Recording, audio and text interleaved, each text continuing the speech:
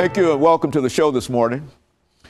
The topic this morning is the Nashville Black Covenant Coalition, and we're fortunate to have with us this morning to talk about the Nashville Black Covenant Coalition, the coordinator of the Nashville Black Covenant Coalition, Mr. KCaine.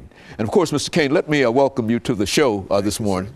And to tell you how delighted, Mr. Caine, we are to have you here to talk about this issue of the Nashville Black Covenant Coalition, a group of individuals that have gathered together, and you are the coordinator of this group. But before we get into this Nashville Black Covenant Coalition, Mr. Caine, let's talk about KCaine. Okay. Let's have you to give us a little information about your background, your education, and some of the things that were important that eventually got you involved as the coordinator of the Nashville Black Covenant Coalition, and then we'll talk about the coalition itself. Okay, well, my name is KCaine. I'm from a little small town called Fayette, Alabama. I'm the product of a military family. My father traveled extensively, spent a lot of time in Europe, up and down the East Coast.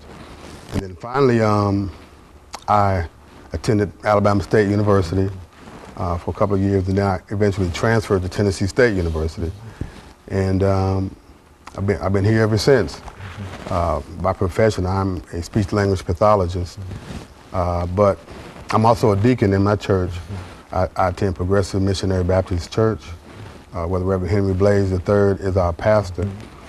And so my actions in the community actually come out of my faith in God, my inspiration to assist those who need help, basically.